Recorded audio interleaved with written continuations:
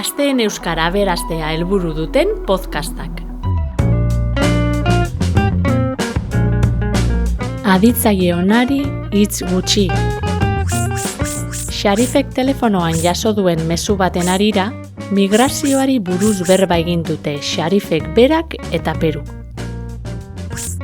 Solasaldiaren ondoren, hizkuntzari buruzko hainbat argibide entzungo dituzue. Aupa, Xarif? Egunon, Peru. Zer moduz? Zetan zabiltza ba? Hemen, Maitanek WhatsAppez bidalitako mezua irakurtzen. Eta zer dio ba? Gauza honik ez. Beste 34 pertsona hil direla Mediterraneoan, haien ontzia ondoratuta. Ez dakit zer egin behar dugun horrelako tragediak saihesteko. Argi dago, zerbait txarto egiten ari garela. Ez da normala astero olako berriak entzutea. Eta gainera, bertora heltzea lortzen dutenek sekulakoak jasan behar izaten dituzte, kanpotarrak izatearren.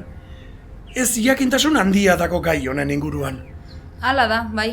Lehengo batean, Maitanerekin berarekin gai honen inguruan berbetan ibili nintzen. Eta, zer komentatu zenuten ba? Bueno, esate baterako, hainbat herritarren arabera migranteak inoren lepotik bizi direla. Eta diru laguntzak hartzen dituztelako kexatzen dira asko eta asko. Baina hori ez da horrela, inondik ere. Benetako datuek kontrakoa adierazten dute. Izan ere, jasotzen dutena baino askoz ere gehiago ematen dute. Bai, egia da azken aldian ahorik hau da bilela gezur hori. Bai, hori eta beste hainbat. Migranteek lanak entzen digutela, ez dutela integratu gura. Bai, edota ikasle migrantek eskoletako hezkuntza mailan eragiten dutela, eta ikastetxeetan getoak sortzen dituztela. Ezin ditugu halako iritziak hain erraz zabaldu. Egunero egiten dute integratzeko alegina. Kontuan izan behar da euren bizitokia eta sarri euren familiak usten dituztela ona etortzeko. Bizimodua hobetzeko datoz, baina gero hemen dena da arrotza beraientzat. Jendea, hizkuntza, ohiturak, etxea, lana, seme-alaben eskola. Era bat ados zurekin, Xarif. Ez dut uste emigratzea inorentzat erraza izango denik. Zertarako arriskatu bizia eta euren herria, familia eta lagunak alde batera utzi?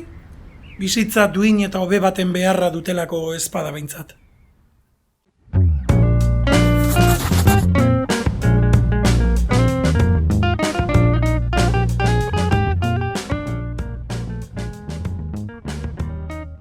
Entzun berri dugun solasaldian Xarifek zera dio. Hainbat herritarren arabera migranteak inoren lepotik bizi direla. Arabera posposizioak ondorio zentzua dauka, eta besteek diotena asaltzeko erabiltzen da noren kasuarekin batera. Adibidez, iturrien arabera hildakoak askoz gehiago izan dira.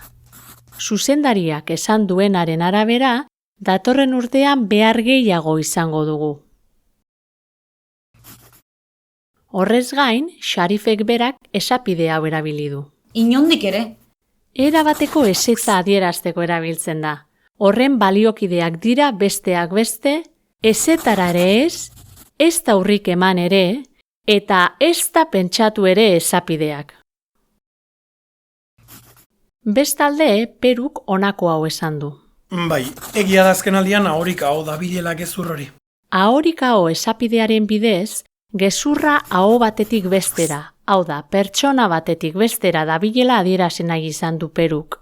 Horren parekoak dira, ahoza aho, ahotan, bala-bala eta bolo-bolo.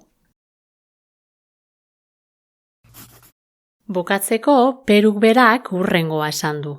Ez dut uste emigratzea inorentzat erraza izango denik. Enik azizkia, normalean, aditz nagusia eseska duten perpaus konpletiboetan erabiltzen da era honetako aditzekin. Uste izan, esan, gogoratu, igarri, irakurri, jakin, pentsatu, sinetsi. Zenbaitetan, galderaskoetan ere ager daiteke. Adibidez, etorriko denik nok sinetsi. Hala ere aditz nagusia eseskoa den batzuetan, mendekoan esaten dena ziurtzat hartzen denean, la edo na erabilioi da. Ondoko adibide bietan perpaus nagusia eseskoa da. Ez du esan etorriko dela. Ez du esan, baina etorriko da. Ez du esan etorriko denik. Ez du esan eta ez dakigu etorriko den.